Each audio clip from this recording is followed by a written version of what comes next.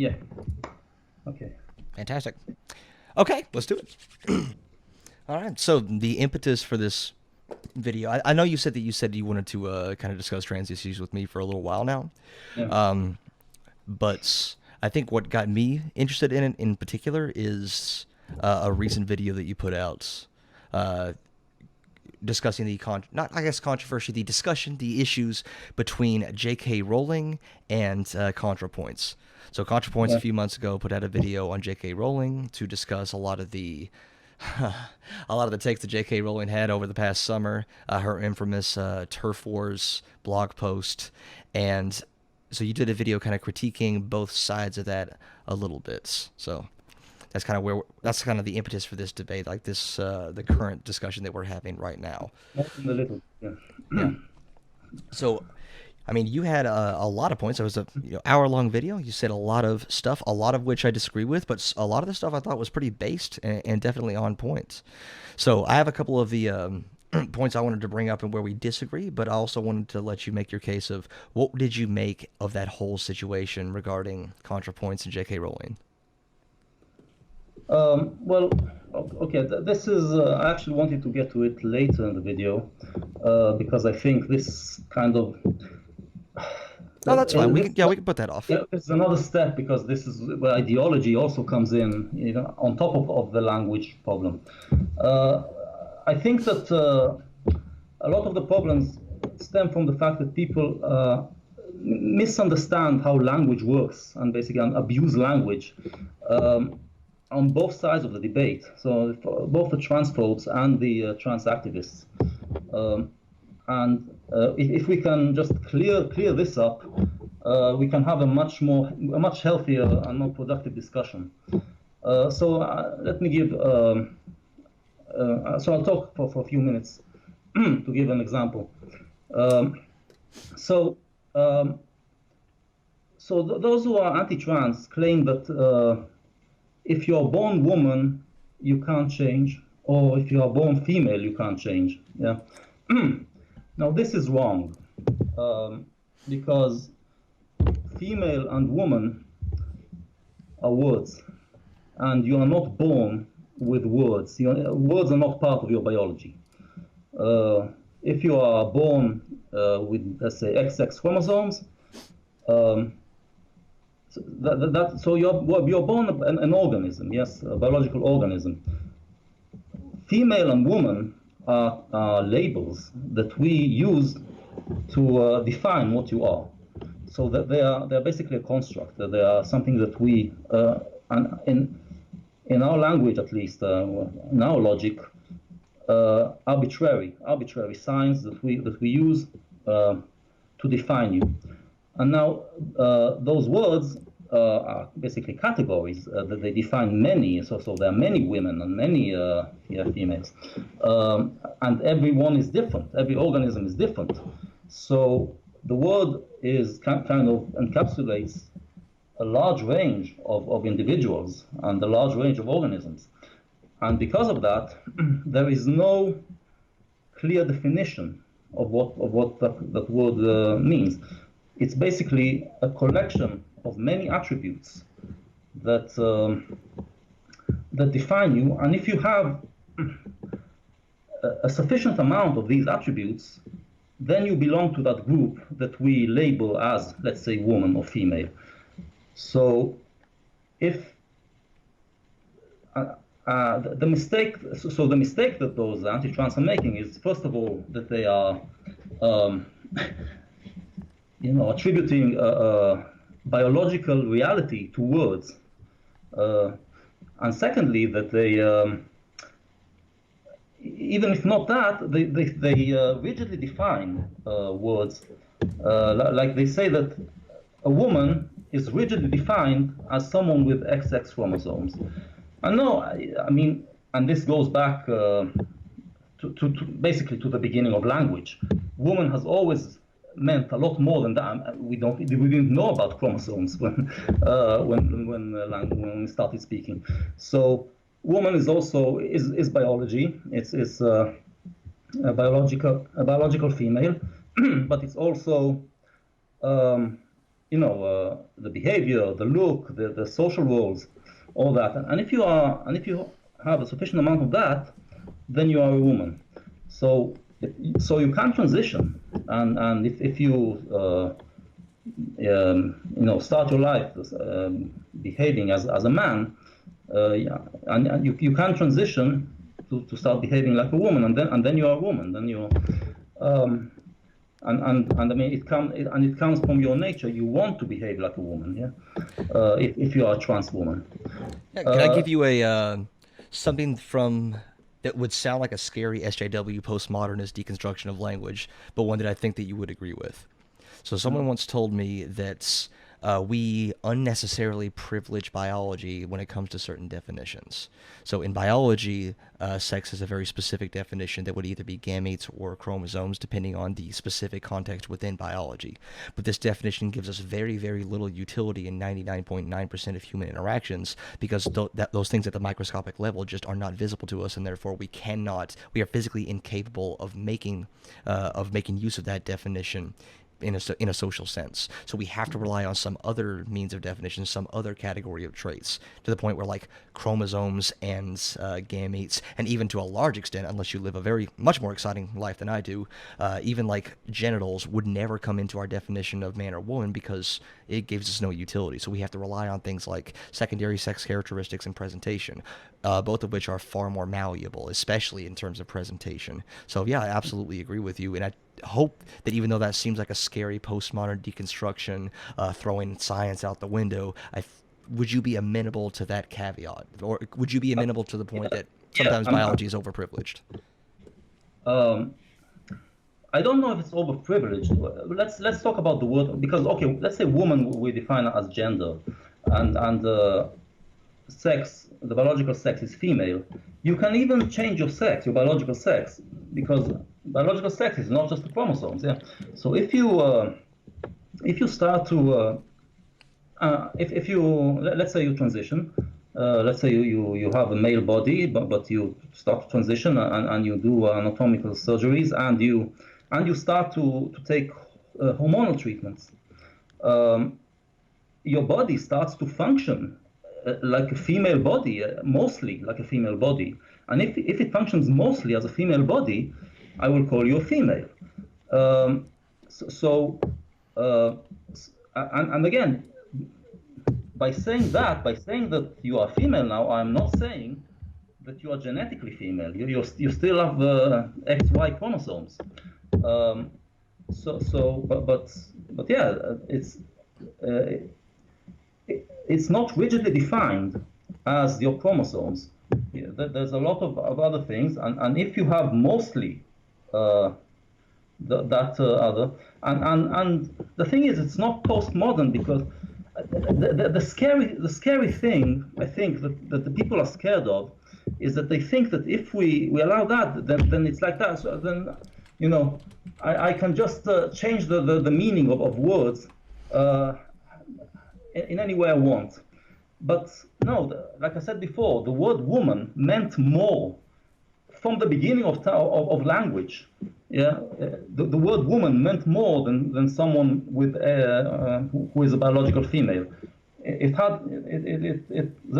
many more attributes, like social roles and like behavior and all that. Yeah, I definitely agree with everything you're saying. I think a large part of the conversation, a large obstacle, is this mischaracterization or misunderstanding of what social construct means. And you could see some of this on both sides. So a social construct, like you said, all words are social constructs. A social construct is just something that doesn't exist innately in nature. It's something that exists because we agree it exists. I think a lot of people, so I'll talk about the anti-trans side first. A lot of people would think that, because something's a social construct, we're basically saying it's fake. We're basically saying it doesn't matter, when that couldn't be further from the truth. As we said, language is a social construct, and it has an enormous impact on our day-to-day lives. Currency is a social construct. Countries, like nations, are social constructs. These things are enormously important. They're in no way, shape, or form fake. But on the other side, you can take, this is a social construct. You can take that same that same misunderstanding, but apply it to the exact opposite side. Oh, since Yeah, woman is a social construct, that means it means whatever I want it to mean. That means whatever I say, whatever my definition is, it's just as valid as anyone else's because we all just made up words anyway. So it could just mean whatever I want it to mean.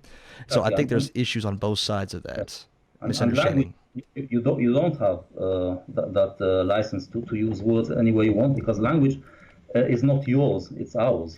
Yeah, technically you have the right to say and believe a word means anything you want, but there is the other side of language. Like language without a listener is just sound. Like Yeah. the sounds coming out of our mouth only become Yes. language if they're interpreted by another person. So yeah, I would agree. Like I have heard people, trans activists and hardcore lefties in the past, who would make an argument that wouldn't quite meet that straw man of like, oh, words mean whatever we want them to mean, but they say similar things that are similar enough to where I think they could be criticized. Yeah, a language requires a listener, and it requires some agreement between the speaker and the listener. Otherwise, it's not language. Yeah.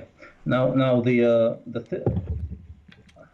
thing you have to understand with that words have the same word has different meanings depending on the context. So I gave in my video I gave just a few moments of a still from the movie Shakespeare in Love, where the master of rebels comes in to basically arrest everybody because they allowed a woman on stage. And he says, that woman is a woman. And now that sounds like a tautology. That sounds like something that cannot possibly be falsified. But it can be falsified, and they actually try to falsify it, and the queen actually, in the end, falsifies it. Because the word woman, the first woman means means something different from the second woman. The first woman is talking about a female, a biological female. Sorry, no, he's talking about gender. And the second one is talking about sex. So that woman is a woman. That woman, that meaning that this woman who acts and looks like a woman is a woman, is a biological female. And both uses are correct. And we understand them because we have the ability as humans to understand words in context. Now, where this becomes important is that trans activists today, there are many of them who try to claim that if we don't accept them as women in every context, then we are basically denying that they are women. And the answer is no. If you are a trans woman, there are certain contexts in which you are different from other women. I'll give examples. But by saying that doesn't mean that I don't accept that you are a woman, generally. So, for instance, if let's say you are a trans woman, but you don't pass, you look more manly, and you are alone with another woman, in that context, you are not a woman, you are a man. Because when women a woman that you don't know, when women are alone with a man that they don't know, there's a certain amount of fear. And as men, we have to be aware of it. We become aware of it, and we know that we need to behave in a certain way. Now, if you are a trans woman and you, like I said, you won't pass, you have to be aware of it, and you have to be aware that the other woman, she basically perceives you as a man. So in that context, you're a man, and it's not because that woman is transphobic. It's on a level. I don't think that that's usually the impetus. I think that most trans people are aware of when they're being perceived a certain way, and they're very cognizant of that. And I don't think that all of them are these screeching like the GameStop lady. I don't think everyone's like that, even though like that lady got a lot of abuse undeservedly. But let's take a hypothetical. Let's say that so I'm married to a man, but let's say I go to a certain adoption agency, and even though I'm legally married, they say, well, you're not actually married because I only like the most important part of marriage is the union between man and woman, and in the most important part of being a marriage is like the unity of masculinity and femininity that provides the the environment that is responsible in which to raise a child. So in this instance, even though in this specific context, so I'm married in every other context, in this specific context, this person is saying that, well, no, you're not actually married in the way that counts. So a lot of like the language, the rhetoric surrounding like, oh, you're not a woman in every context, is used to discredit the idea that they're a woman at all, because you're not a woman where it Okay, really counts. I agree. Okay, so this is something that we need to work against. But we also have to understand that there are cases when you're different, and in those cases we need to find the solutions that will allow you to will allow basically to basically to have your rights, to be able to do everything that everybody else does. I mean, for instance, there's this Jessica Yaniv in Canada, this activist who wants to who's constantly suing beauty parlors because she wants to get a bikini wax, but she has male genitalia. So they refuse to give her bikini wax. And look, if you want the bikini wax and you have male genitalia, in that context, you are not a woman. See, I have never met a trans activist who thought Jessica Yaniv's lawsuits had any merit whatsoever. Now, yeah, of course, like she got justified abuse, but she also got unjustified abuse.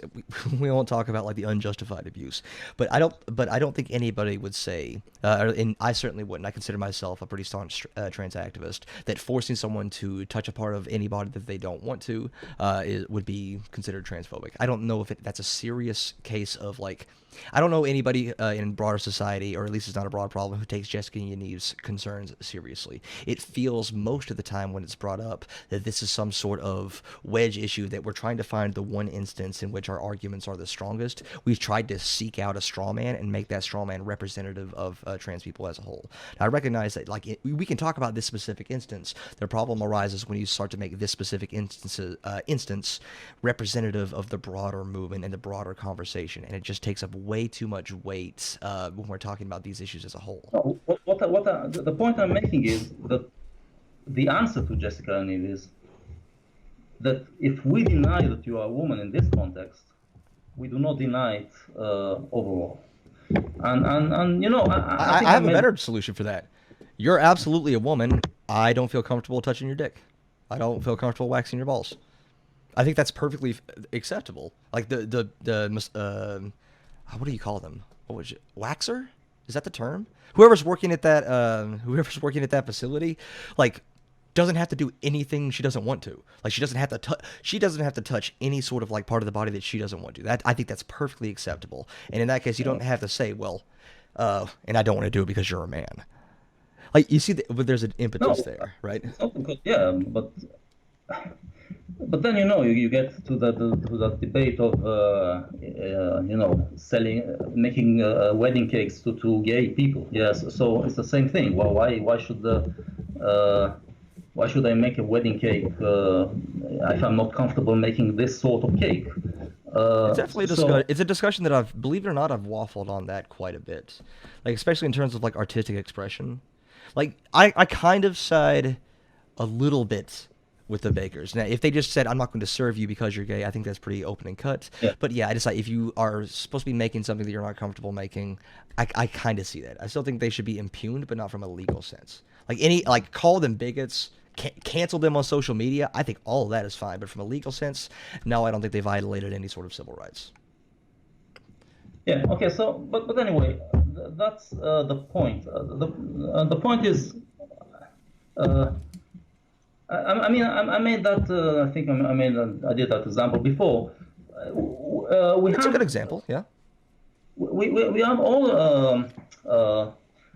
There are cases in which I'm not a man. Okay. So if a thug comes to me and says he wants to have a knife fight with me, and he and his friends start to make fun of me for not wanting to fight and telling me that I'm not a man because of it, look, they're using the word man correctly because it's part of the attributes of being a man that you have. You need to have courage. You don't chicken out of a knife fight. I think this harkens back to our toxic masculinity debate a little bit, but At least in some cultures. And okay, I'm okay. So I'm not a man in that context, and maybe my ego will be bruised for half a day, but it won't mean that I stop being a man because of it. These kind of things. What I'm saying is, language has this flexibility that words have different meanings in different contexts. You belong to a certain group in one context, and you don't belong to it in another context. And you have to understand that if we have a problem with you belonging to a group in that context, it doesn't mean that we are saying that you don't belong to the group overall. I mean, the other issues, women's sports, women's bathroom, all that. Those are discussions that need to take place, and I think we need to remove the whole issue of basically, human rights. It's that we are saying that they are not women if we don't let them. Well, to go back to my previous example, if I'm married in every context except at the adoption agency, if the people at the adoption agency say, well, you're not really married because of my definition of marriage, and that's the one, in this context, you're not actually married. Well, in this context, it's incredibly important, and it does. And because of that, if we decided as a society that gay marriage is legal, is the thing that should exist, then gay adoption should also exist. Because it's an important part of marriage. If you start to discuss, let's say you talk about advice on pregnancy for a married couple. In that context, you're not talking to a gay to a gay couple. There's always this push and pull in society of whose discomfort is more valid. So so let's take it out of the trans issue, but let's use an analogy. So let's say that you are a white student in the 1950s, and you're genuinely, from the bottom of your heart, made incredibly uncomfortable by the black students who are now bussed into your class. I think it's fair to point out how uncomfortable that white student is, while also saying, well, no, like, your discomfort is not coming from a place that is going to make society better, and so we have to say that your discomfort is not as valid as the discomfort experienced by the abject racism of black people. These two things are not equivalent. And so in this case, we are going to say, like, you can feel bad, you got to suck it up. So, and that's never easy, and it's never that, if you'll excuse the pun, it's never that black and white most of the time. But in this case, I think it's a pretty easy analogy to draw to say that 99.9% of the time, the discomfort people show with trans people is not valid enough to warrant an equivalent spot at the discussion. Again, like I said, I think that women, let's say the discussion of women bathrooms, women are made uncomfortable from, seeing a man basically enter the public bathroom, and that's a valid point, and there's a discussion to be made, to be had. There is. It's just whose voices do we amplify in that discussion? Yeah, and the thing that again, the big problem is that see, the difference between me and J.K. Rowling on this, apart from my book sold about 100 copies and hers sold a little bit more, is that for me, I believe that we live in a society, a liberal society that wants to help everyone have rights and be able to live a happy and comfortable life. And my worry is that we might get too overzealous with the trans rights and all that, because humans get overzealous. I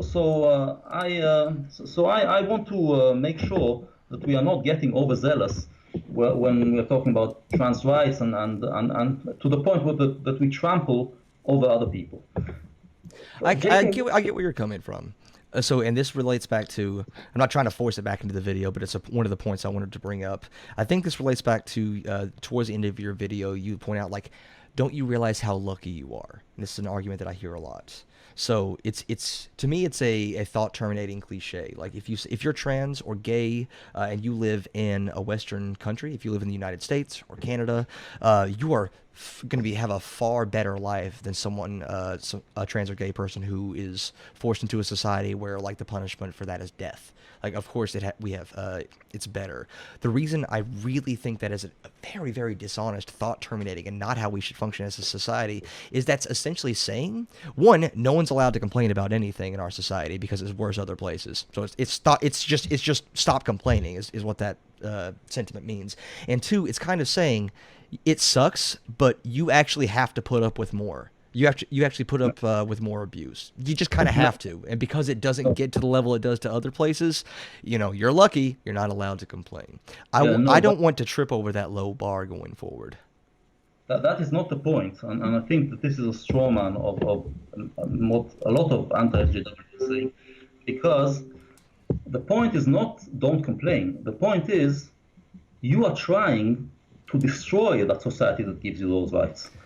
I'm really sorry, but you just accused me of having a straw man, and then now you just said that, now you said that actually we want to destroy society? What? The point I'm making against, this kind of social justice, basically, is that, yeah, you are trying to overthrow some of the values that are the basis of liberal society. And okay, I think we can get to that later in the video, where I will make that case. But just let me finish what I said about the difference between myself and J.K. Rowling. So I just want to make sure that we are not getting overzealous. J.K. Rowling comes to the whole thing from the lens of radical feminism. So for her, trans, girls who want to transition to be boys, it's because they are suffering so much under the patriarchy that they want to become boys, to have the privilege of boys, and the whole discussion is about the issue is basically is oppressive towards women. This whole and when you think in that direction, in that way, I see that as something that just poisons the mind of a woman who is generally compassionate and intelligent and talented and all that, but she comes to really dumb arguments and just not productive and basically hateful or bigoted. So okay, I think let's get to that later in the video in the discussion. Another thing that I wanted to point out. A while ago there was this, I think it was a commercial or something, or an ad that talked about people who menstruate. Yeah, don't do this. It's objectifying and unnecessary. Okay, I got to be honest. I think it takes. I cannot imagine being such a wuss that I was offended by that. But let's try to come to some sort of like middle ground between the two. See, I'm on the exact opposite of that as you. So let's see if we can discuss that and find a middle ground. Yes. So what I'm saying is, women. The word woman can be used for people who menstruate because menstruation is defining characteristic of women. Now, when we say that something is a defining characteristic of a group, it doesn't mean that all members of that group, menstruate, that they all have it, and it doesn't mean that only the members of that group have it. But if it's statistically significant enough, we can use the word woman, and people are intelligent enough to understand that if you say woman in the context of talking about people who menstruate, you're also talking about trans men, those who menstruate. This is political correctness gone awry, and So I just don't see it that way, because people who menstruate, that is like the most targeted, perfect example, because if you're selling your product to people who menstruate, and that is the perfect definition, people who menstruate. That includes girls as well, so not just adults. So it makes it seem like recognizes that, yeah, like children. Well, do you qualify like a 13, 14-year-old as a child in this context instead of a teenager? Whatever. But yeah, younger people, it encompasses trans and non-binary individuals. So you're just targeting the perfect phrase, like people who menstruate. This includes everyone and leaves no one out of the exact purpose of the product that you're selling. yeah, but like I said, it's objectifying and I don't know. unnecessary. Can you say what This you is mean when you say people objectifying? Can you explain what you mean by that? Well, you're talking about people. You are reducing them to one thing. Well, of Um, course, it depends on the context, right? I mean, yeah, if yeah, we but a I'm tampon saying, commercial isn't really concerned of what your career is, or whether or not like it's concerned with the fact that you menstruate. So in this context, this is the pressing factor about them. yeah, yeah, but because it's the context, you can use the word woman. The thing is, you see, what I'm seeing here is, if you go back, the entire modern age was this preoccupied with this idea that if we purify language and if we clean up our language and make every word have an accurate description, have an accurate, be an accurate meaning of the thing that it signifies, we will solve a lot of problems.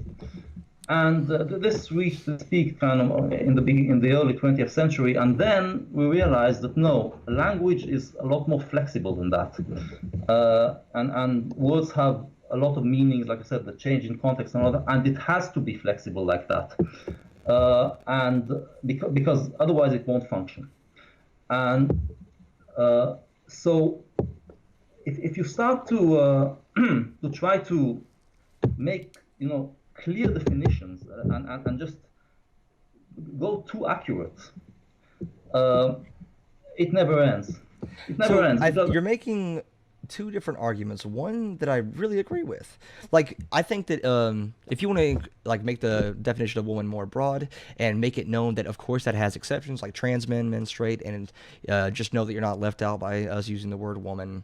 I think there's a case to be made there, and I think I would agree with it. But the argument the other argument that you were making doesn't follow from that by saying that people who menstruate is dehumanizing, or I'm sorry, you said objectifying. I don't see how those two things follow from one another. Because I agree with the first one. Yeah, women can be very, very encompassing. And in this context, I don't think it's necessarily exclusionary of people who are not women. But the other one, the people who menstruate is objectified, that's where I'm not getting. I don't think we need to use. We don't need to get to this level of accuracy, and which reduces, which reduces humans, and use the word woman. It's look. I don't think it's a big deal, but I'm saying just don't do this generally. You just don't look to be so accurate. Like I said, it never ends. Then okay, a woman who isn't menstruating right now, does it include her? Oh no, we mean someone who menstruated sometime in the last month. Okay, well, pregnant women, they haven't menstruated for months. Oh no, we mean I agree. There is a certain endpoint where it gets ridiculous. Like people who are currently menstruating. Like, yeah, I think yeah, that would be a little bit ridiculous.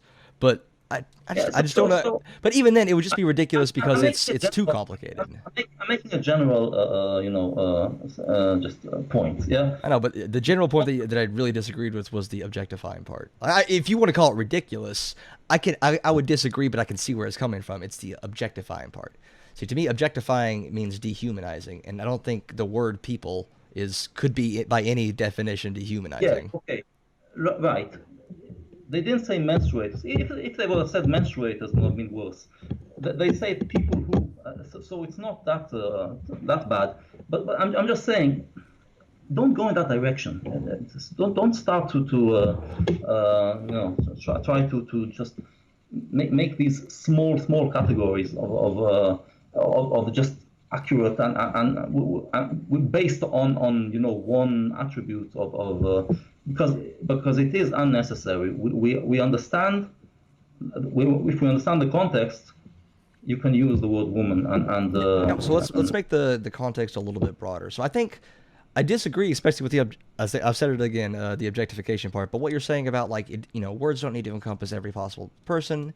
There are contexts where we can recognize that trans men in this context of menstruation wouldn't necessarily be excluded or invalidated by the term woman. I kind of get that, but in the broader context, and this is an assumption on my part. Keep in mind, I'm a cis dude. For all my audience, I'm a cis dude. So I don't necessarily think that too many trans people or trans activists were upset at tampon commercials for using the word woman. I don't think that was a big impetus on their part. What I did see was the reaction from people.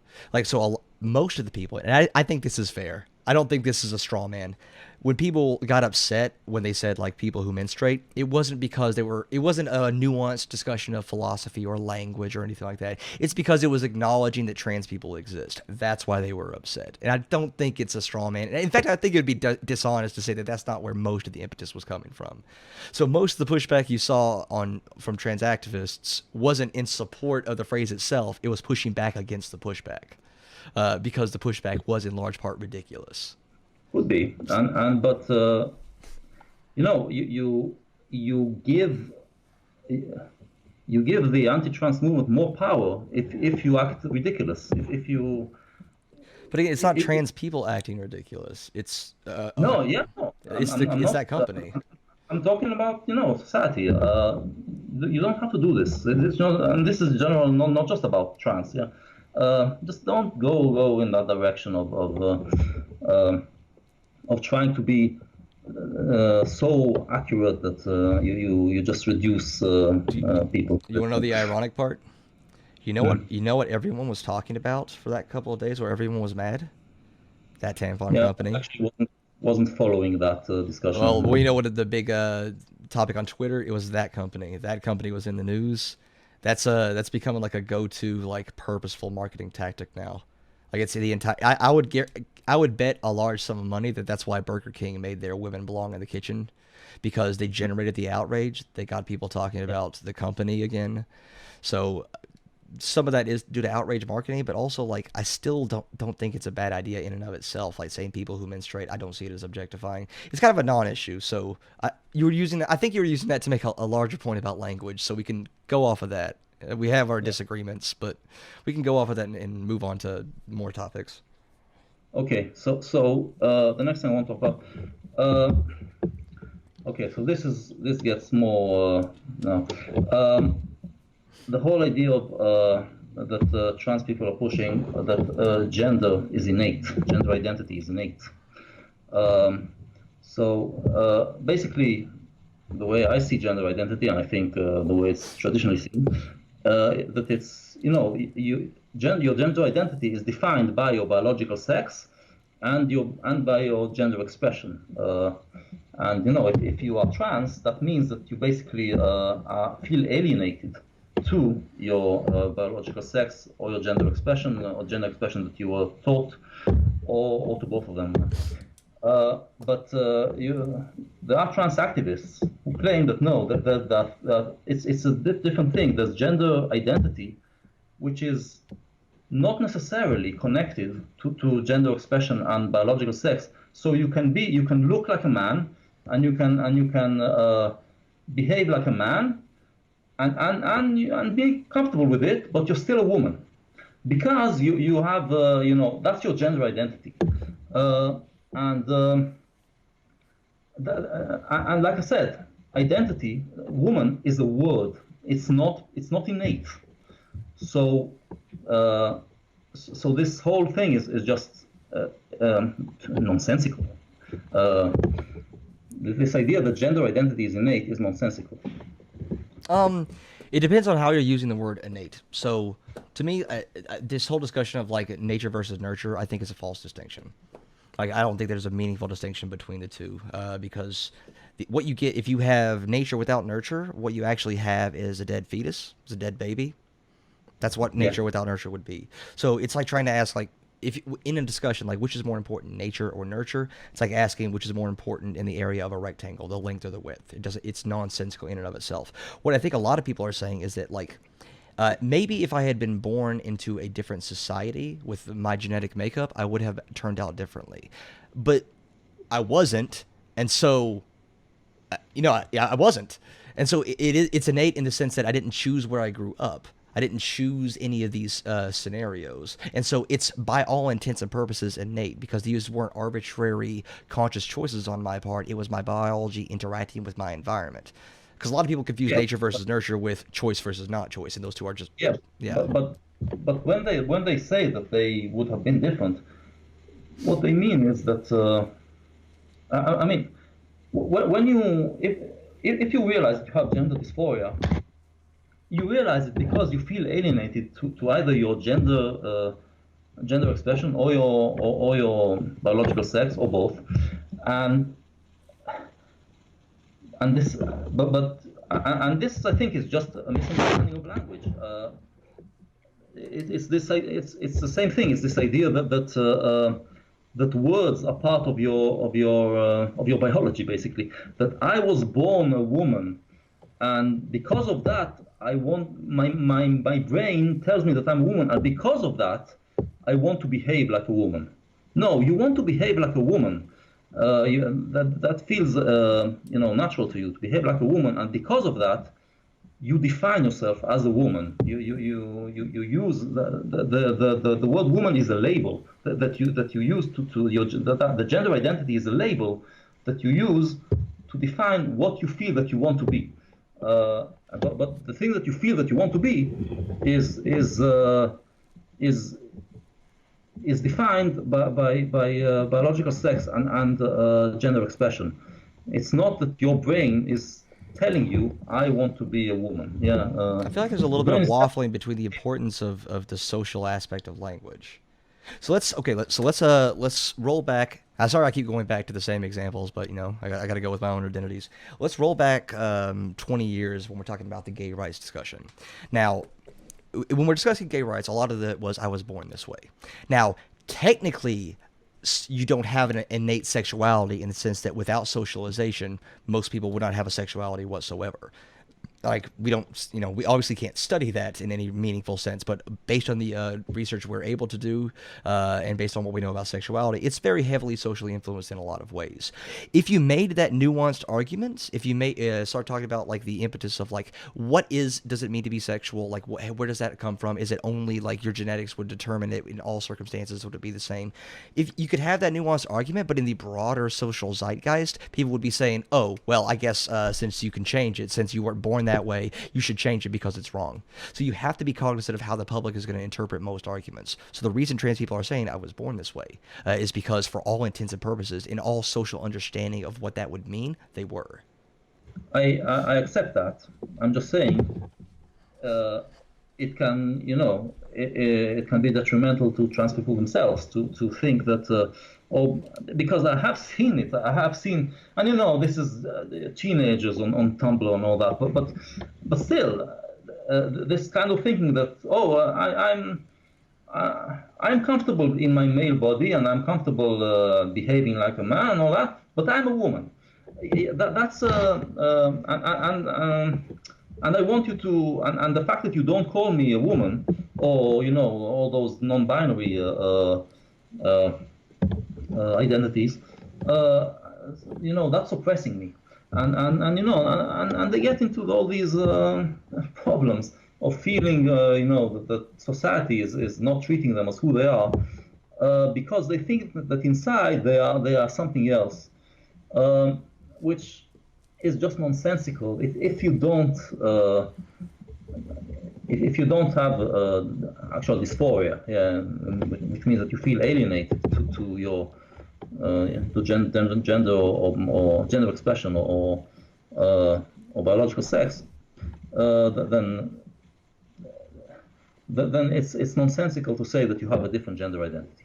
Um, I guess I'm having a little bit trouble following because it seems like pretty simplistic understanding of like what gender identity is. A lot of it, I mean, it is very different. Like, so there is a valid, in my opinion, distinction between gender identity, gender expression, and sex. I think those are all valid distinctions between each other. Were those the three categories that you kind of said?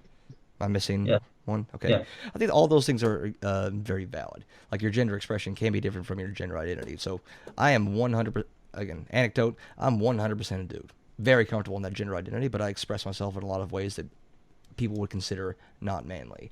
Now, because that gender expression is often societally determined. Like, for example, is pink a girl's color or a boy's color? yeah. Oh, So no, that was a real question, not a rhetorical one. Is pink a girl color or a boy color?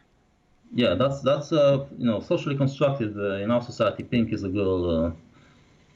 Oh, of This is course. So you could culturally. so you could be 100% comfortable in your gender identity as a boy, but you like the color pink, and Yeah, you like the color yeah. pink, and Again, if you most of but you your recognize that as a gender expression that is feminine, not because of any sort of just because that's what society has agreed on. And yeah. so those two things are quite different. And then, of course, sex is the distinct like biological components that are usually discussed in very specific context. Yeah. By the way, I was meaning to ask you. In our last discussion, you claimed that gender is a social construct. Hmm. How do you explain trans people then?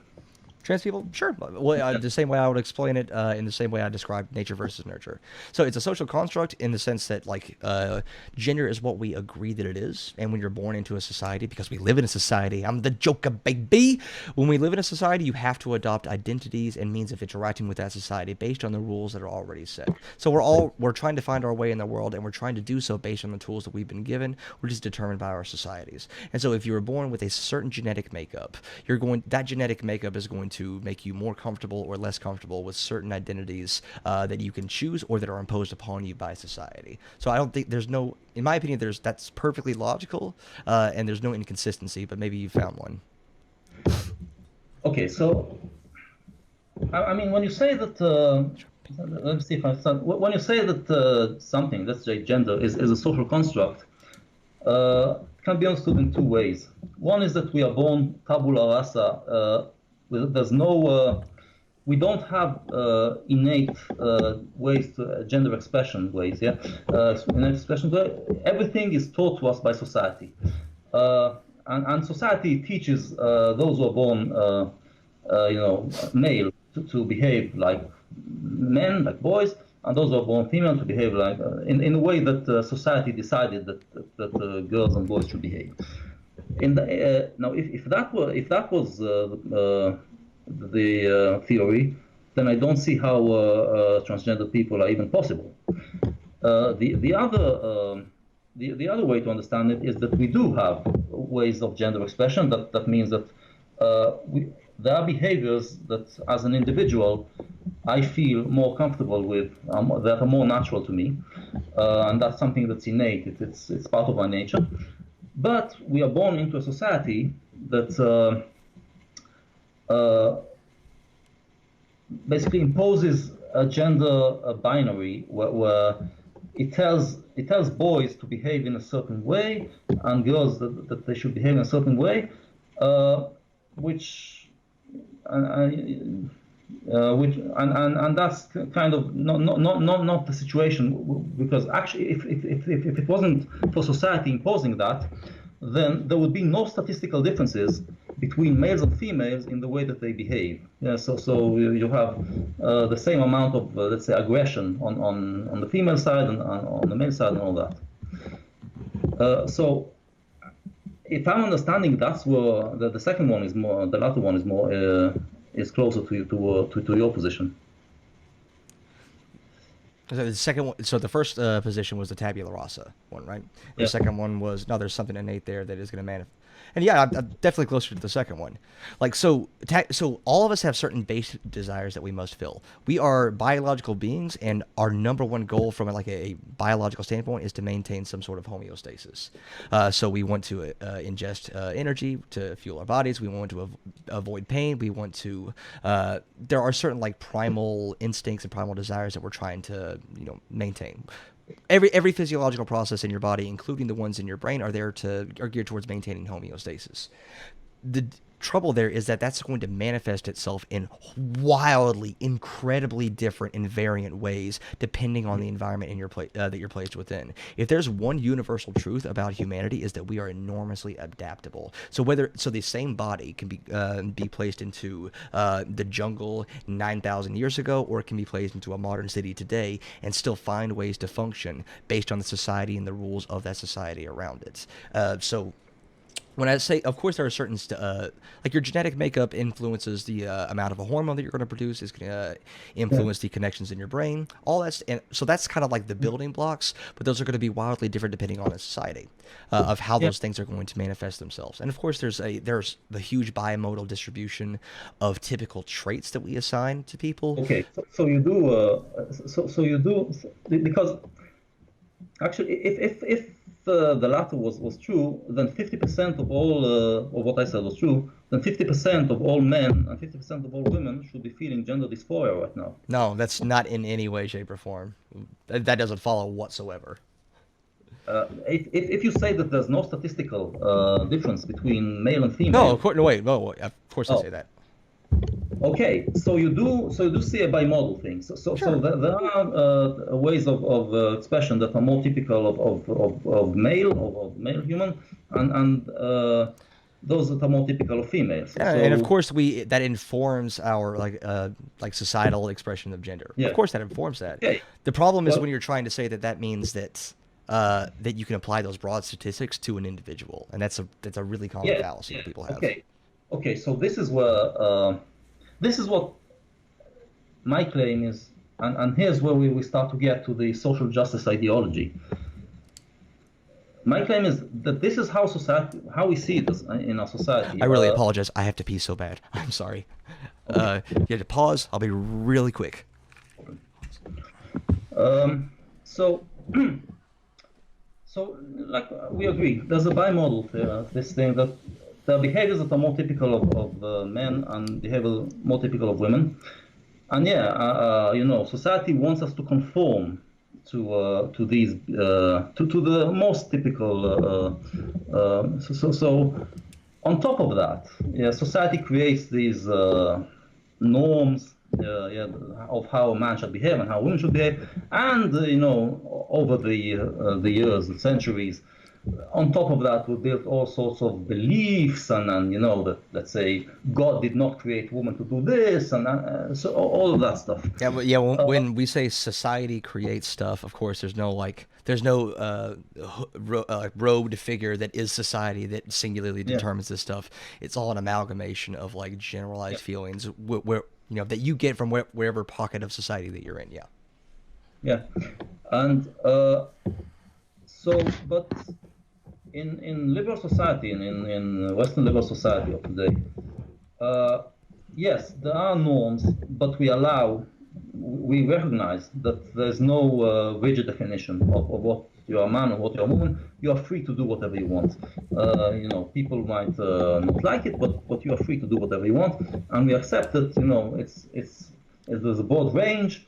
The word man and the word woman both cover a very broad range. Basically, if you have genitalia, let's say male genitalia, you can do whatever you want and still be considered a man, and you can even be considered a woman if you want, if you if you're trans, if you adopt. And the fallacy, what I call the binary fallacy, is I'm seeing that from professors. Professors are coming and saying, and are teaching that, oh no, we live in a society that is defining things in a binary way in which that you're told that this is a woman and this is a man, and if you are not that, that means that you are not a woman or a man, and it comes in all sorts of ways. I can send you a video that I made, and the and the fallacy and the next thing that they're saying is that this is a form of oppression. You are being oppressed because you are not you don't fall under this you don't fit exactly with the norm. And this is just a lie. This is a fallacy. All right, so because, all right, so I'm going to defend that a little bit. Okay, I'm going to steal man that a little bit because and I'm going to defend it based on what you said. So you said that in a liberal society, there are no hard binaries. Like we recognize that women don't have to be a certain way and men don't have to be a certain way, right? Yeah. Okay. You do recognize that this is not true for a huge percentage of the people who live in Western societies, right? Depending on what pocket you live in. If you live in, like, Western societies or liberal societies are not homogenous. There are certainly pockets within those societies. Like a lot of, good portion of Americans, for example, live in rural conservative societies, in which case, yes, that gender binary is heavily enforced, or at least heavily socially encouraged. Maybe not extraordinarily strictly, but it is still heavily encouraged to the point where you wouldn't call that wouldn't meet your definition. And of course, you have like the liberal cities and urban areas, but even pockets within those areas wouldn't meet that definition. So you wouldn't say that because there are exceptions to this broad categorization that you have of liberal societies, that wouldn't negate it, right? Well, the same is true of that SJW professor. By the way, the kids today are saying woke, not SJW. All right, that's the new hip term for the same thing as woke. So there's like, broadly speaking, it's considered the default in society for a man to be a certain way, the default in society for women to be a certain way. And even if there's no moral weight to moving outside the default in certain respects, depending on how much you do it or what meaningful traits you go outside the default, there's still a form of oppression in the sense that you are seen as doing a moral negative. Yeah, but that's not that is not the nature of Western society. Those are groups that live in it, so who are more conservative, and what I'm seeing is those professors saying that no, this is what society is. The society is a patriarchy, and we need to overthrow the patriarchy. We need to smash the patriarchy because we are oppressed. And this is what I meant by saying that trying to bring down those values that are, because what I'm seeing, when you talk about whiteness, when you talk about patriarchy, when all those things, all those words, basically what they mean is Western value. Not all of them, I agree. Yeah, some of them kind of have a more accurate definition. Maybe I'm conflating liberal and Western values with your definitions here, but to me, like smashing those things would be part of Western values or liberal values. Like that would be like well within it. No, but my claim is that when they say patriarchy, what they mean is Western values. I don't think that's fair. When Antifa says fascism, they mean capitalism. This is, and again, not all of them, but I'm hearing it a lot. Yeah, I'm hearing it a lot. All right, you're gonna hear something from me that's similar. Right? You didn't say the word, but I think it fits the spirit. I want to smash heteronormativity. Yeah. All right. So what do you think I mean when I say I want to smash heteronormativity? Yeah. Okay. Heteronormativity is just okay. I can get why you want to smash heteronormativity, but when you say I want to smash the heteronormative patriarchy, or as kids today are saying, not kids, it's professors. I want to smash the imperialist, white supremacist, heteronormative, cisnormative, capitalist patriarchy. what you're saying is basically that Western culture is, is a structure of oppression that you want to smash. That is the meaning. Well, one, I really don't like it when people get to define what the real meaning behind what someone else says. That makes me No, super no, uncomfortable. Like James it's Lindsay not, does that all the time, and he's a fucking yeah. lunatic. But No, but you seem to be amenable to me saying like, "Hey, I want to smash heteronormativity." You seem to offer yeah, some yeah. nuance there. Why in that instance, why is me saying I want to smash heteronormativity okay? Because you're not talking about structure then. You're talking Sure I about am. something, about a norm. You're talking about a norm, and if you Well, want to norm and go, structures aren't completely separate, right? hmm? Norm and structures aren't completely separable, right? There are structures in place in the broad sense of the word, and those structures are in large part responsible for upholding and perpetuating norms. So in that case, I would want to smash that structure. I say I'm Yeah, putting smash I'm in saying, quotation marks because I don't want to have that I'm saying violent though, connotation. that the liberal structure is built, like you said, to smash norms. We live in a society that wants to basically become, more better, more enlightened, and and that means rebelling against norms and creating better norms, constantly creating better norms.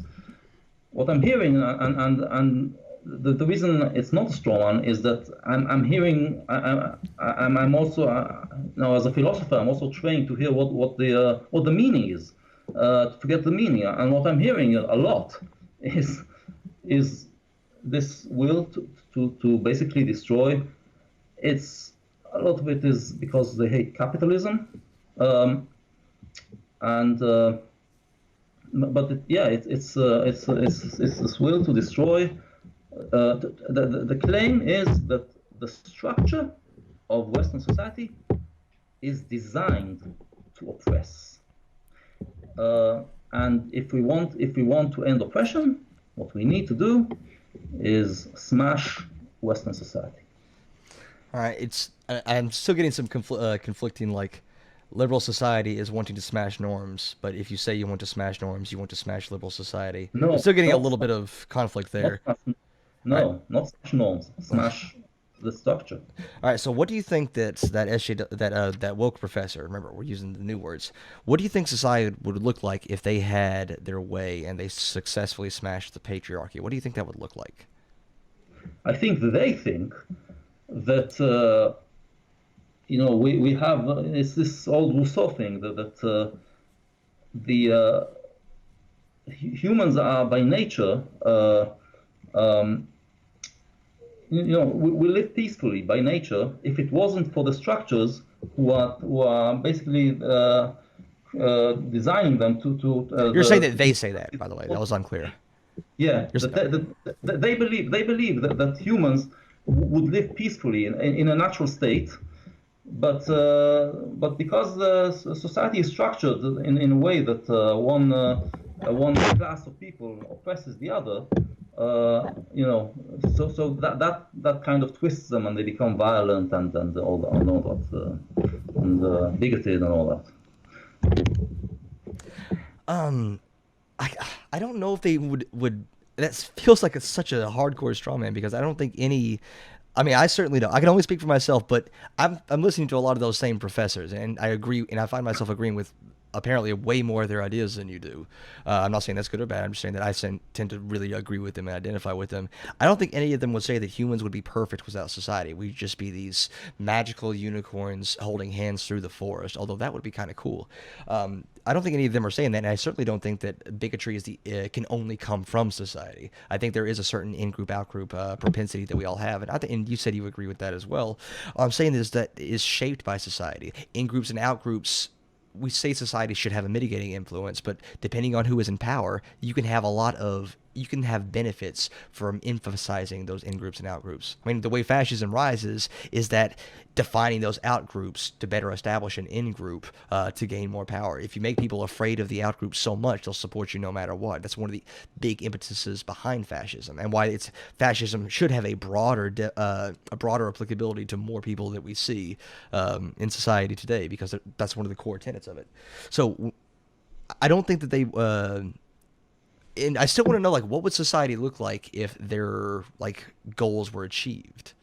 I know they believe that humans are just wonderful and we only know conflict thanks to some evil power, but what would the world look like if all these SJW professors wanted what they or got what they wanted? Huh. It would be worse. Look, the thing is, the attempt is not to violently overthrow the system. Um, it seems that the attempt is to clean our language. It goes back to what I was saying earlier about the attempt to purify language, and this is this whole political correctness and cancel culture. Anyone who speaks uh, in a way that and you see that in the academy, anyone who kind of doesn't use the correct language gets cancelled, um, and so they believe that if they purify language in a way that gets rid of the bigotry, uh, basically humans will grow into an enlightened language. It will make them uh, it will make society basically a utopia. Are Now, you would agree? Would you agree broadly with the construct with the concept that if we improve language, we improve society? Just broadly, would you agree with that? yes, but like I said, language is very flexible and Of messy, course, and yeah, that's why I'm saying very, very broadly. There is a way to. I mean, the whole reason we're having this conversation is that that you want to improve the yeah, language that we're using to discuss these yeah, issues. So broadly, yeah, yeah, and I think they could be coming from the yeah. same But place, right? the thing is, like I said before, in the 19th century, the beginning of the 20th century, when we talked about, and this is philosophers, yeah, when we talked about, okay, there was an attempt to create, like I said, a more accurate language that would define things more accurately, and the belief was that this will make society better.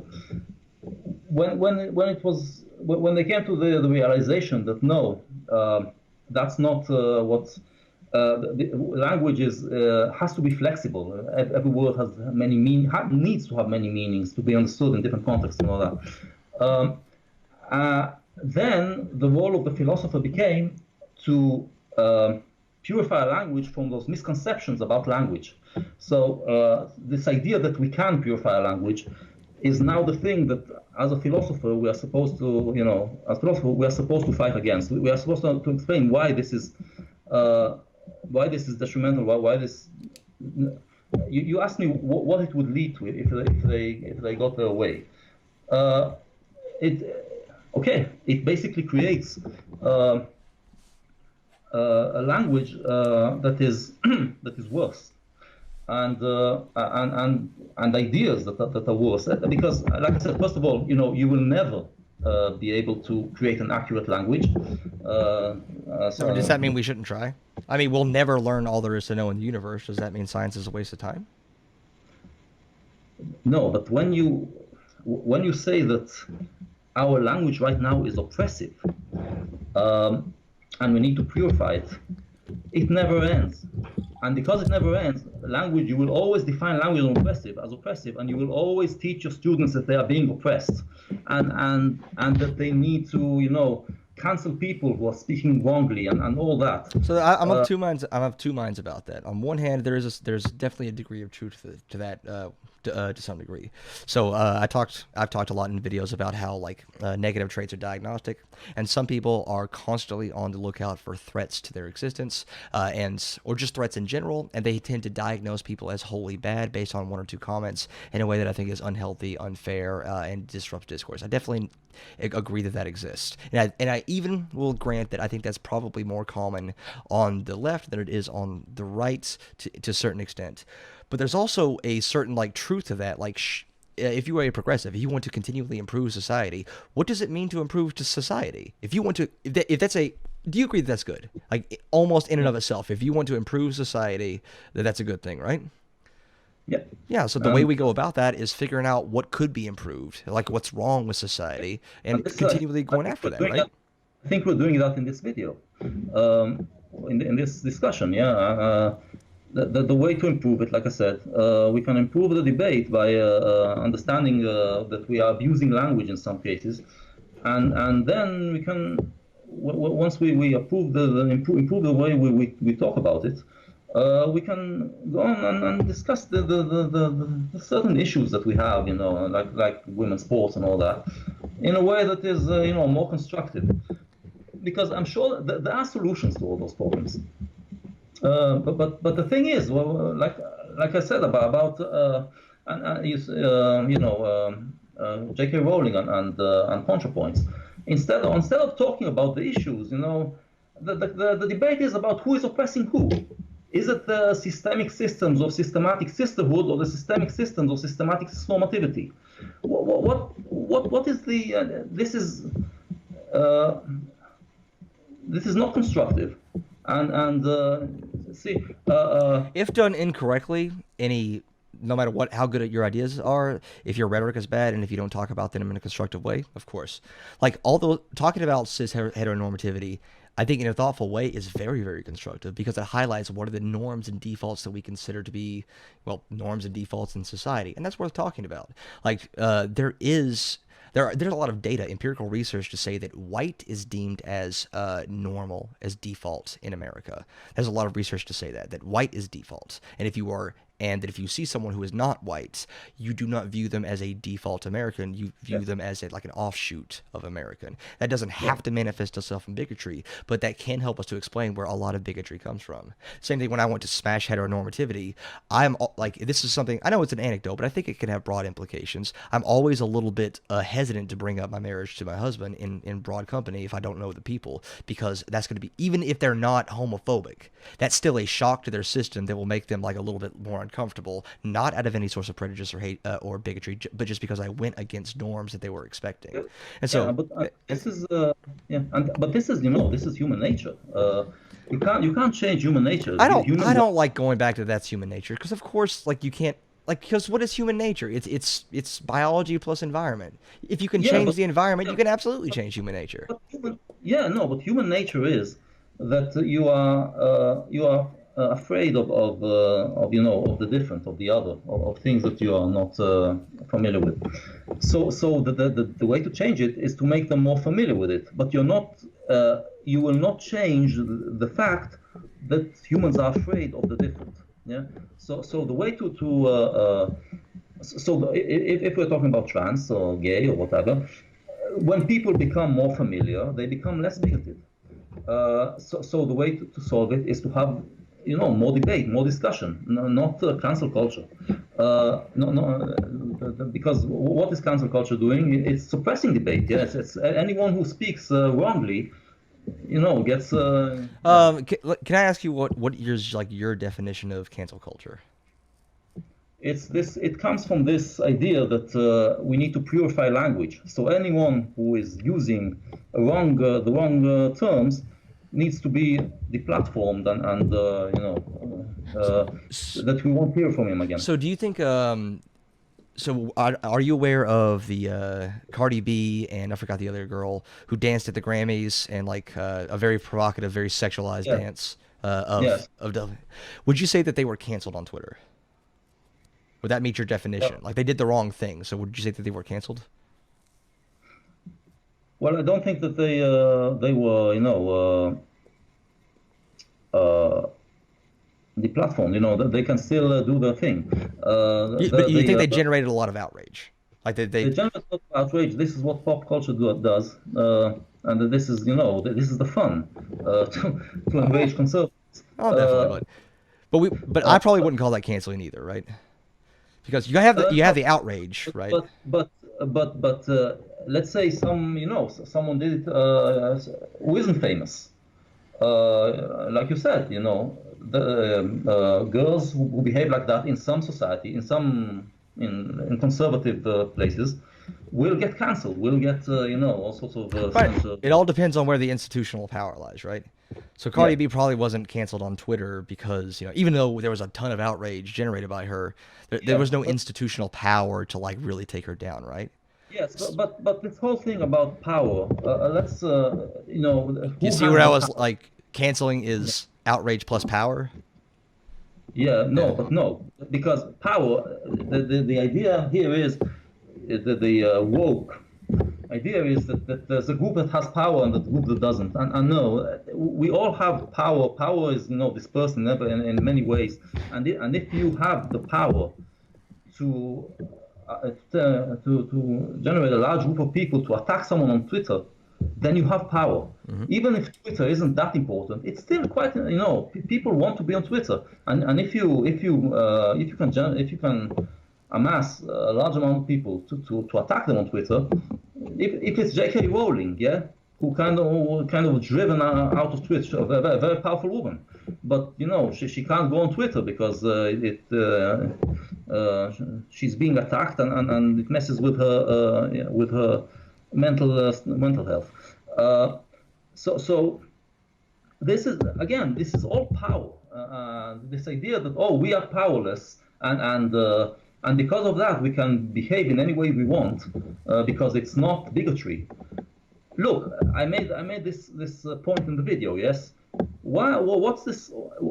How come TERFs are the most hateful anti-trans people?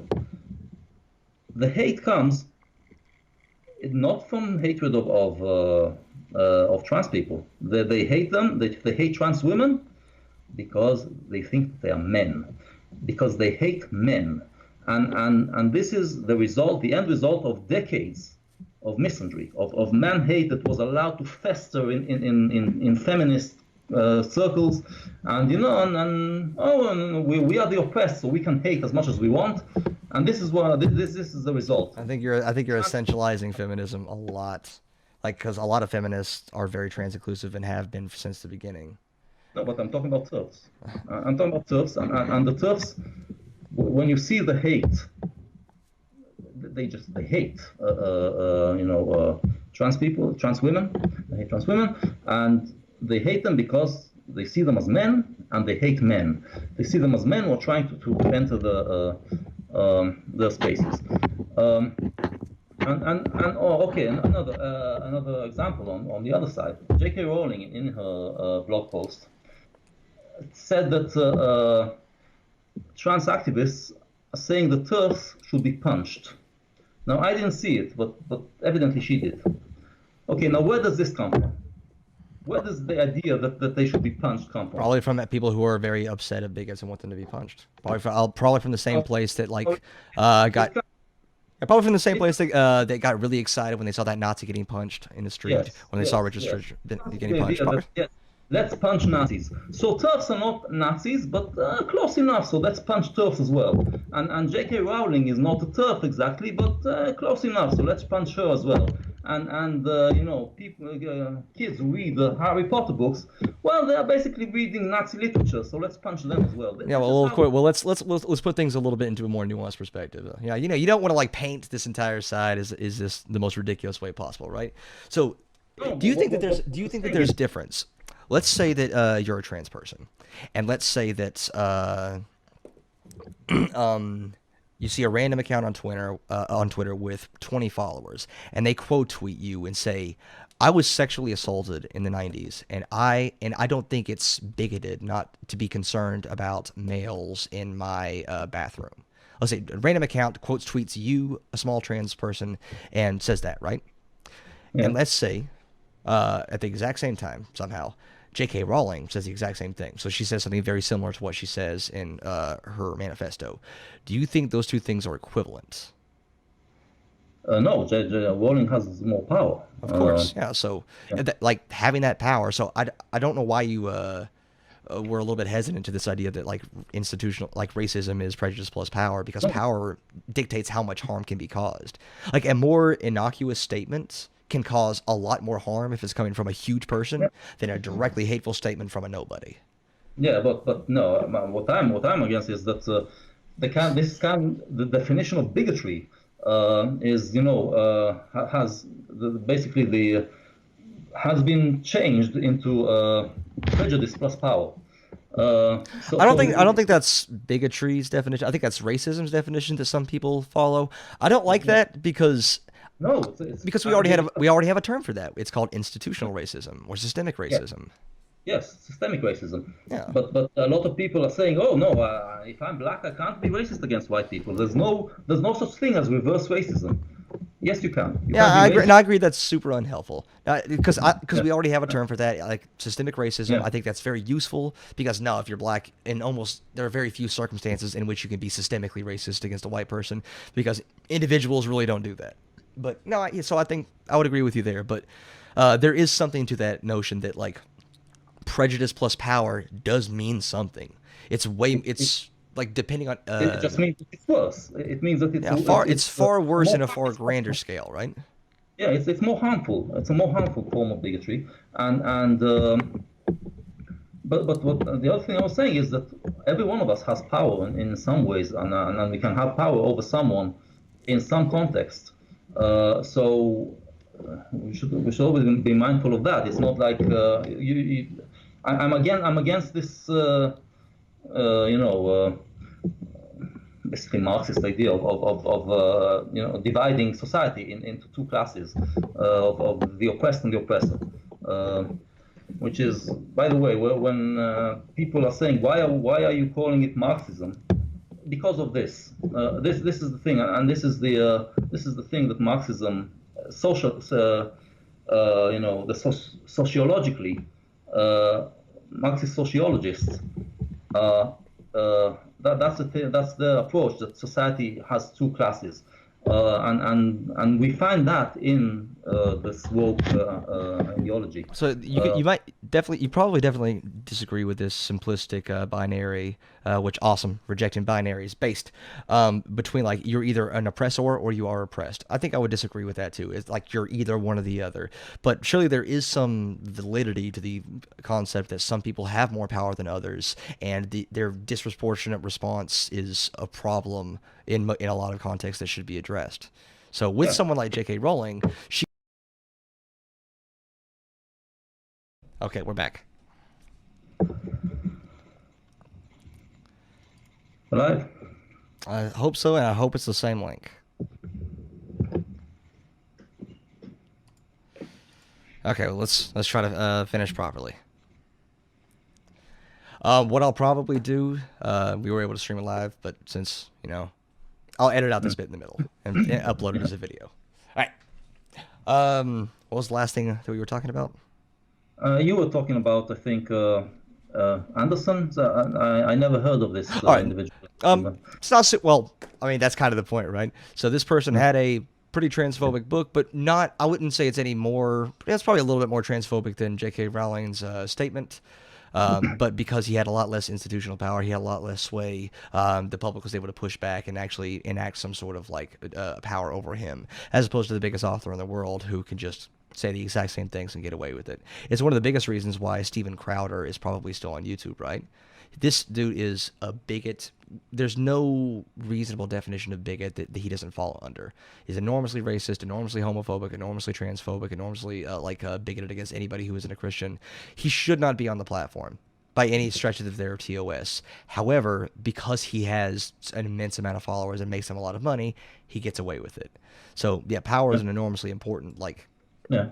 part By of this the way, conversation. I disagree with just censoring people. No, I don't think people should be kicked off Amazon or YouTube or anywhere. I think that the debate, uh, the way to move things forward is the debate, and people like Crowder, uh, by debunking them. Look, I debunk anti-Semites, yeah, and I agree. It shouldn't be as simple as someone says wrong thing, kick them off the platform. There should be some nuance there. I mean, my name is SJW Debates. I debate. I obviously find value in yeah, discussions. I've even debated like straight up Nazis on my channel. So it's not something I'm opposed to. But there should be a little bit of say is like, is there a TOS that you can't go over? Should they be able to kick someone off, not for necessarily having the wrong ideas, but for being like their rhetoric is enormously harmful. They're just abusive. They're only harming the platform. I think the answer is pretty obvious. Yes, right?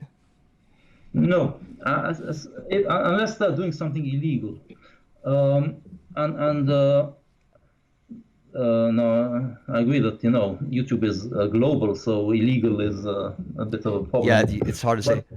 But there should yeah, be but some level. Like, let's say that a person is making videos on this specific individual, and they're not doing anything illegal, but they're directing as much hate and vitriol toward them. They're making up lies, not anything that would be considered like legally bindable, but they're directing a lot of hate and abuse toward this person. Do you think that there should be some sort of terms of service to like be able to kick this person off? I know this morphed into a different topic, and we can I get think this back, could but be in court solved. The I mean, look, Alex Jones is a good example. Yes, so. Uh, and okay, he made those videos about Sandy Hook. Sandy Hook, it was. Uh, okay, so remove those videos. Don't kick him off the platform. The thing is, Alex Jones. There have been people who have been influenced by him to go out and do violence. Uh, but the thing is, we don't know how many people did not go out and do violence because Alex Jones gave expression to the voices in their head. Because you have to be a little bit crazy to start with to take Alex Jones seriously. I don't think that's a fair like defense of like, oh well, the only people who would be influenced by an extremist rhetoric would be people who are already susceptible to it. Well, yeah, that's why you kick those people off the platform to No, make sure that the people who are but susceptible to it don't hear it, right? but if you don't give the argument can be made that Alex Jones, they are watching Alex Jones. It gives them some outlet to the voices in their head, and if they don't have that outlet, they will go out and shoot people.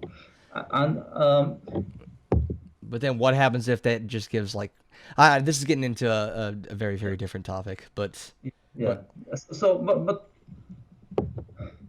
I make look. I make videos debunking anti-Semites, and there is anti-Semitism in mainstream as well. It's not, it's also of misconceptions and lies which are helpful to anti-Semitism, which are gateway to anti-Semitism, of course. and and and. Uh, and the existence of people on YouTube, and I'm talking about a few years back, you had people on YouTube who were just openly anti-Semite, and because of them, I could make videos then debunking their ideas, and by that also explaining why the mainstream has it wrong.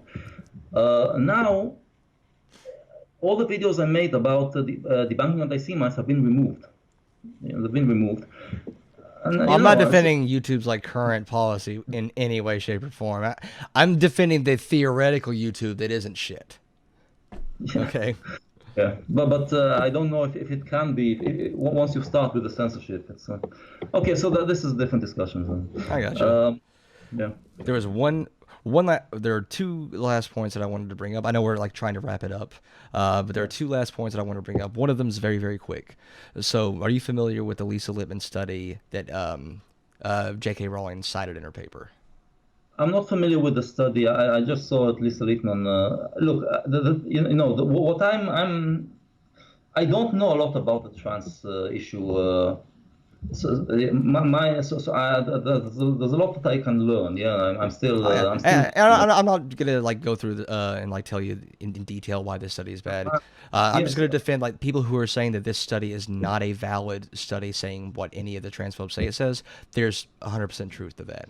So I have a video on it if you trust me, or you can look at some other sources showing that if you know how to read scientific studies, this source is not doesn't say what they say it says. I watched your video on Schreier. Schreier used that study. Yeah. Yeah. So like I said, look, I'm open. I know that I don't know a lot about the trans issue. Oh yeah, that wasn't attacking you specifically. It just seems like something you weren't familiar with. So no, I'm saying that I'm there's a lot that I can learn. So this is why when I speak, I don't. I talk about language, yeah, because this is my field, yeah. I'm just kind of doing a kind of a meta thing of looking at the language that is being spoken in this debate and saying you are misusing language. Of course. I mean, yeah. one of the biggest objections to the Abigail Schreier book and the Lisa Lippman study it was based on was this use of the word contagion, right? I mean, Yeah. this is an instance where language is very important. It, If you describe yeah, something as a this is contagion, it's pretty loaded. this is a word that is inflammatory. It's Yeah, and purposefully so, right? yeah, yeah. Uh, Look, and for instance, I changed my mind on women and trans women in sports, which I've learned because of YouTube that it's more complicated because it seemed crazy to me that they would be allowed in sports because they're bigger and if they went through puberty as male, but So, quick the quick opposite. plug for my own channel. I'm in the finishing processes of editing a video about trans people in sports. It's the Yeah. rare instance where this is actually my area of expertise. So mine is exercise science. So Yeah. So no, and no, the counterpoint is that if they take hormones, the muscle mass becomes smaller, and then having bigger bodies is actually a detriment because they can't carry the muscle mass can't carry the big bodies. So yes, so it's more complicated than people think. But again, this is one place where I got into it because there was about a year ago or more. What's his name? Essence of Thought. He's a YouTuber. Uh, he was making that claim that not allowing women, not allowing trans women in women's sports is a violation just of for the human chat's rights. sake, I'm pretty sure Essence of Thought goes by any and all pronouns. So he is perfectly fine. Okay. Yeah. Um, yeah, and If I'm wrong about that, it's out of ignorance. Okay. I remember now that I actually called him she in the video, but I think they go then I by any and realized, all pronouns. So it's I think yeah, it's then I fine. realized that it kind of is more. Yeah. And he was making the point that denying trans women even if and he was making the point that even if they don't go through hormonal treatment, because right now women trans women in sports they have to I think they have to take hormonal treatment for 2 years before they're allowed to participate, and also have all the operations, all the surgical, all the anatomical operations. But the thing is, women's sports, when we say women, but we actually mean female, because the women's sports is exclusionary by nature. It's Not to interrupt it's an you. Not to interrupt you again. I've been informed that Ethel goes by she/they. So I just want to correct it in the video. okay. Not, yeah, they Okay, so used we to, call her but she. that's been corrected since then. So just wanted to make sure that was in the in the video. All right. Yeah. Okay. So I really want to have a discussion just on trans sports. But like I said, I'm working on a video about it. That this is my area of expertise. I have 70 academic studies cited in this, on top of all the ones that I'm going to be responding to. So it's a hugely complicated issue. That there is a ton of nuance into it, and I think it deserves the empirical data behind it to have informed decisions. But the current conversation is absolutely loaded. Of this is the so when transphobes, and I say transphobes very broadly, when they attack this issue, they think this is the easiest one to attack, that they're going to get the most public support behind, and that's why they're focusing on it. Not because the issue itself is that important, just because that is the symbol of, well, here, you see how crazy the trans rights activists are? They're trying to, this is why they're attacking it, because they think it's the easiest. But yeah, I think the last thing I wanted, again, I really want to discuss this, but I want to wait until I make a video on it, so I don't ambush somebody with like my area of expertise. The only last thing I wanted to talk to you about that I think was, and you can, if you're ready to go, like if you're ready for it to be over, you can say so. You okay to Yeah, keep going no, for a little bit longer? yeah, I'm starting to get tired, but we can do one more topic. All right, one more time. Let's say 10 minutes.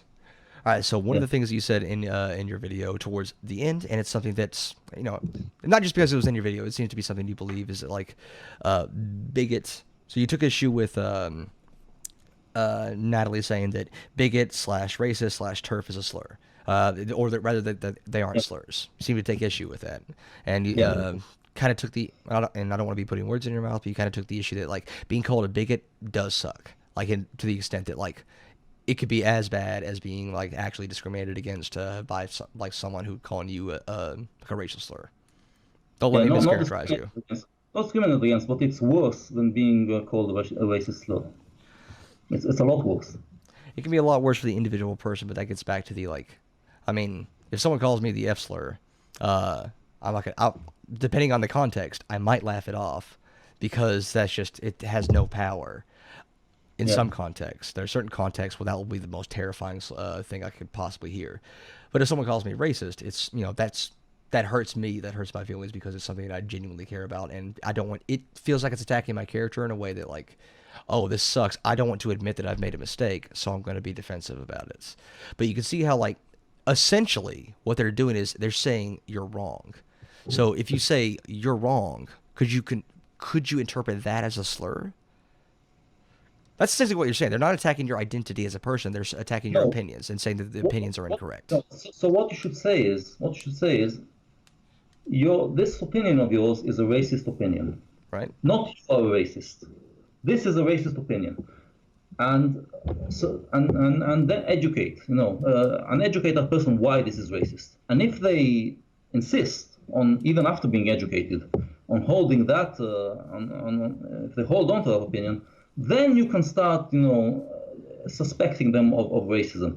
But just because someone has a prejudiced opinion, and let's say just an ignorant opinion, which is yeah, for what it's worth, I completely agree with you, and I think this is a huge problem that a lot of progressives and leftists have. I think it's a huge problem. Now I say that thinking that like bigot's a slur. I think those are ridiculous. Of course they're not slurs, but I absolutely agree with you when you say that.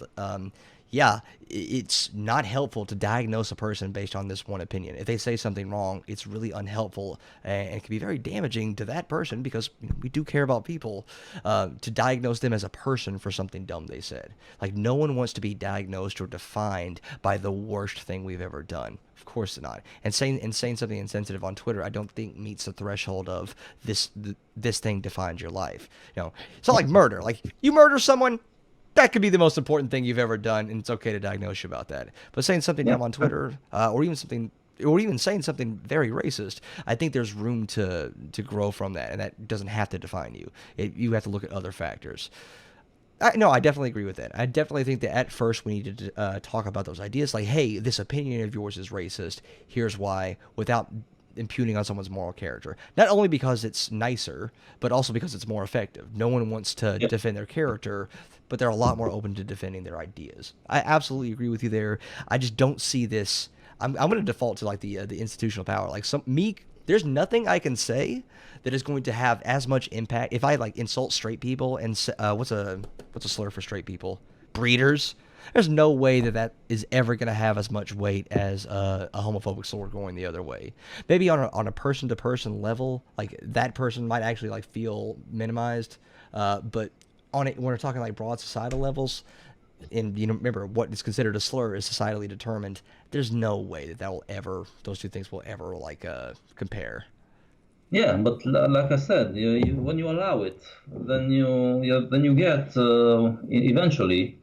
TERFs using words that they use for men, they're now using for trans women.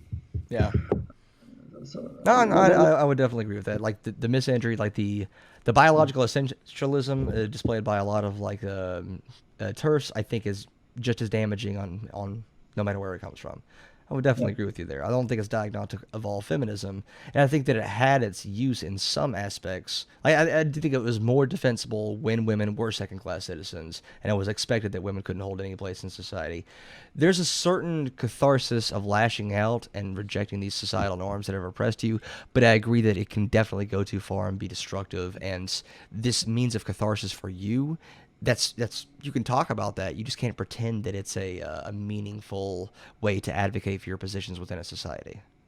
Yeah, look, you go back to 2015. There was quite a against men online, and and most feminists are not, and haters are not misandrist, But it was seen as kind of funny and cool and all that to be misandrist to say bad things about men, and now it's turned against trans and now all those feminists are Do you cancelled. know this? Do you know the stereotype of the millennial, where we're given everything for our entire lives, everything's catered to us, our emotional needs are put first and foremost. Like we think that we should succeed at everything, and then the very first time we get out into the real world and actually have to try about something, we completely give up.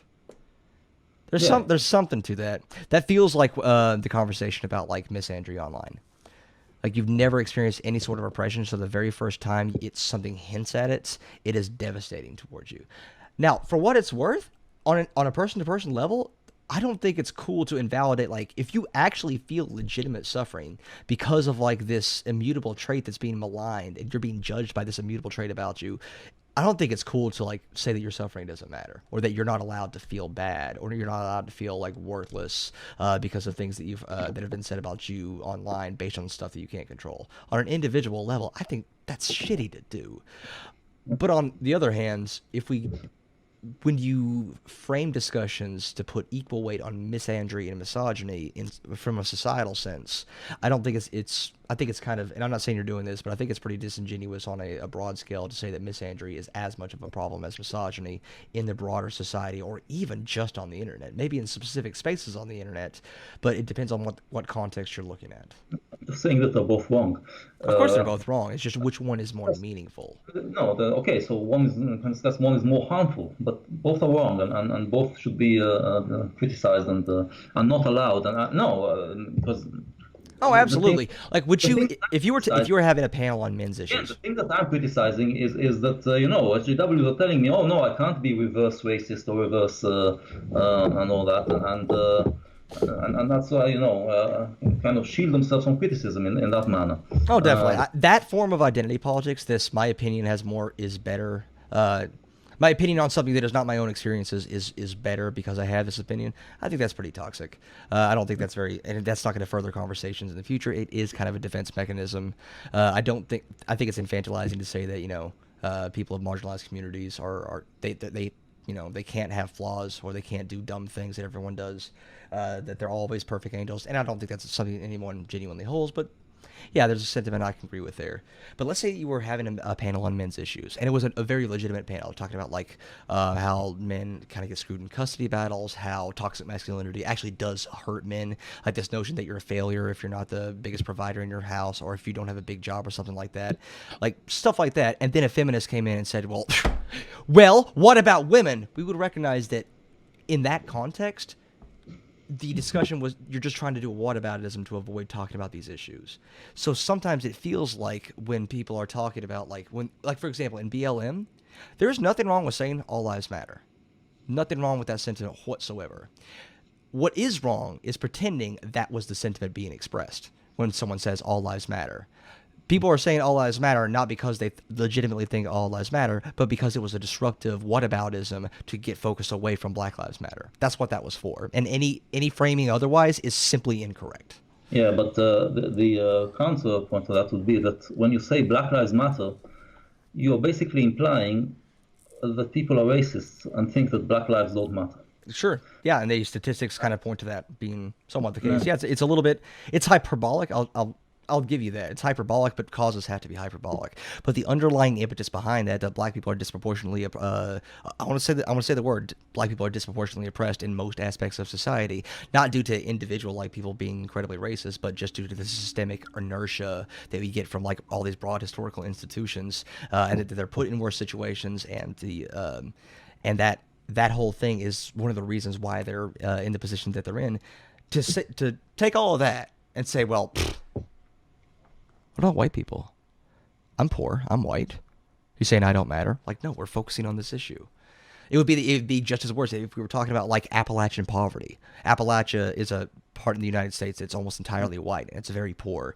If we were talking about Appalachian poverty, and then a black person walked in like, well, what about black people over in the inner city?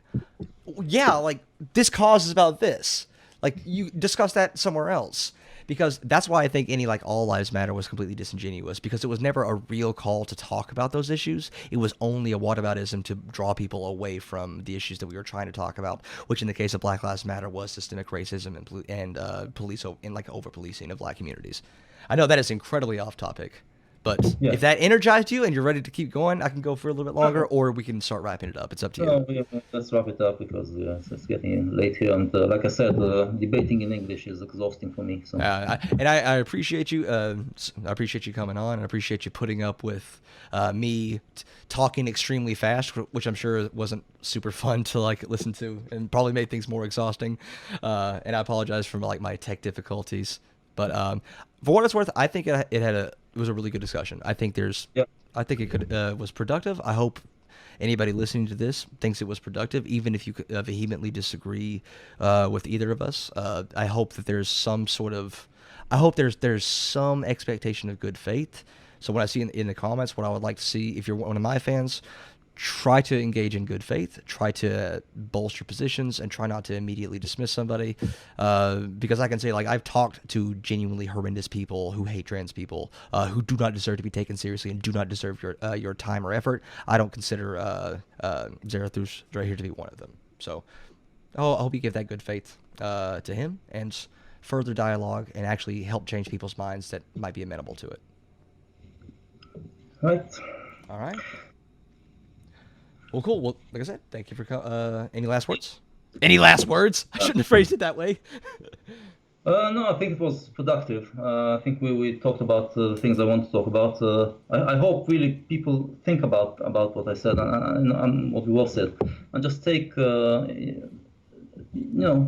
to improve the discussion, because there is a discussion to be had, and there are good. Most people do want to. To help trans people, to help and to help and anyone else who is involved in this.